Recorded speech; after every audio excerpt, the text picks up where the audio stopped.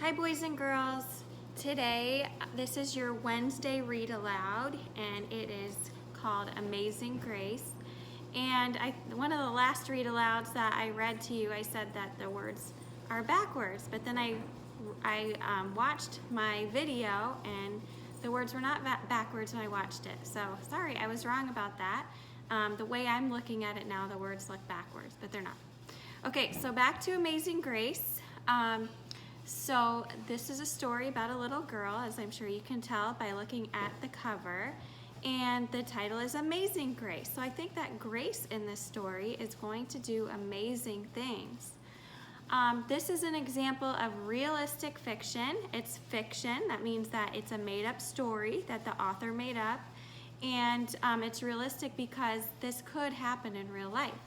So I want you to think about the character, Grace, and I want you to think about maybe what you like about her, maybe how is she like you. Our author of this book is Mary Hoffman, and the illustrator is Caroline Bench. So let's go ahead and start reading.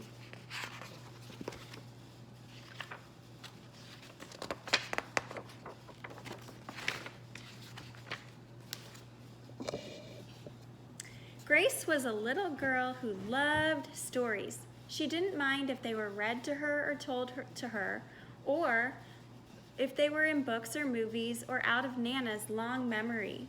Grace just loved stories.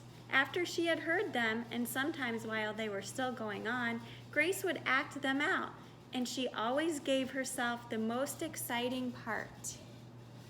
Do any of you do that while you're listening to stories? Do you kind of act it out, either in real life or maybe in your mind? Grace went into battle as Joan of Arc and wove a wicked web as Anansi the spider. She's very creative with her thinking, isn't she? She hid inside the wooden horse at the gates of Troy. She went exploring for lost kingdoms. Now remember, she's acting this out. This isn't really happening. She's just acting it out, the parts of the story that she liked. She sailed the 7 seas with a peg leg and a parrot.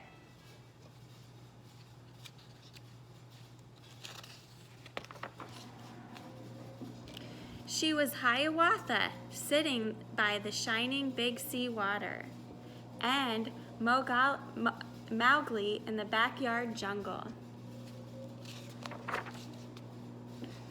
Most of all, Grace loved to act out adventure stories and fairy tales. When there was no one else around, Grace played all the parts herself. She set out to seek her fortune with no companion but her trusty cat, and found a city with streets paved of gold. Or she was Aladdin rubbing his magic lamp to make the genie appear. Sometimes she could get Ma and Nana to join in when they weren't too busy.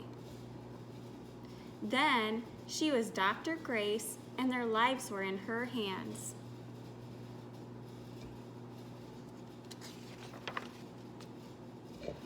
One day, Grace's teacher said they would do the play Peter Pan.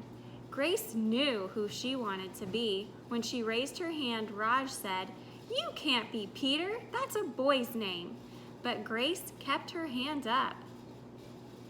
So I can tell that Grace is very determined to do what she wants to do. So even though they are telling her that Peter is a boy's name, she still wants to do it. "You can't be Peter Pan," whispered Natalie. "He isn't black." But Grace kept her hand up. "All right," said the teacher. "Lots of you want to be Peter Pan, so we'll have auditions next week to choose parts." She gave them words to learn.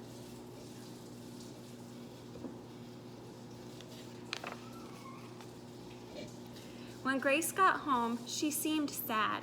"What's the matter?" asked Ma. "Raj said I can't be Peter Pan because I'm a girl." "That just shows what Ra knows," said Ma. "A girl can be Peter Pan if she wants to." Grace cheered up, then later she remembered something else. Natalie says I can't be Peter Pan because I'm black, she said. Ma looked angry, but before she could speak, Nana said, it seems that Natalie is another one who don't know nothing. You can be anything you want, Grace, if you put your mind to it.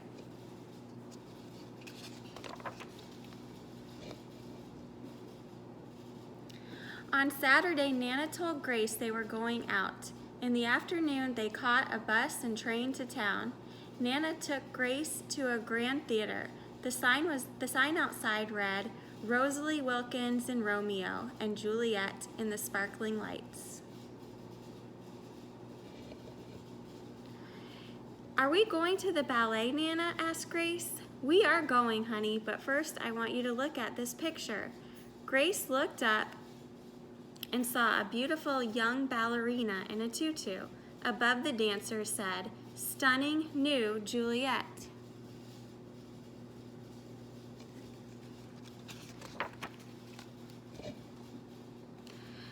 That one is little Rosalie from back home in Trinidad, said Nana. Her granny and me, we grew up together on the island.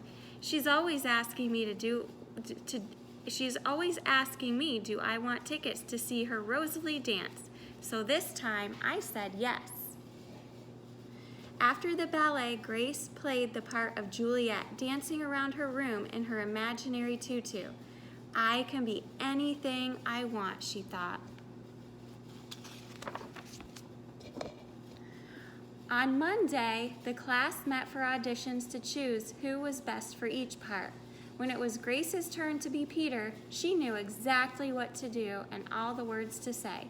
She had been Peter Pan all week. She took a deep breath and imagined herself flying. When it was time to vote, the class chose Raj to be Captain Hook and Natalie to be Wendy. There was no doubt who would be Peter Pan. Everyone voted for Grace. You were fantastic, whispered Natalie.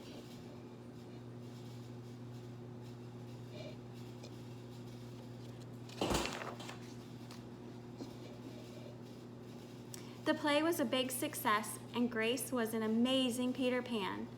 After it was all over, she said, I feel as if I could fly all the way home. You probably could, said Ma. Yes, said Nana. If Grace put her mind to it, she can do anything she wants.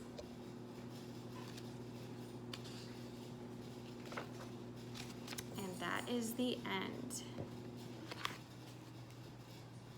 Okay, so boys and girls, I want you to, we're gonna respond to Amazing Grace. What I would like you to write about today is I would like you to write about your favorite part of the book.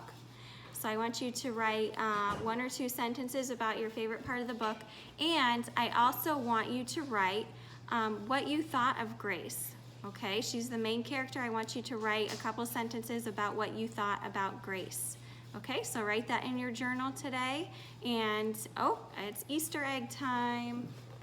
So let's see who will be the lucky winner today. We have a pink egg, and it is Darrell. You are going to get an Easter surprise when you get back, when I see you back at school.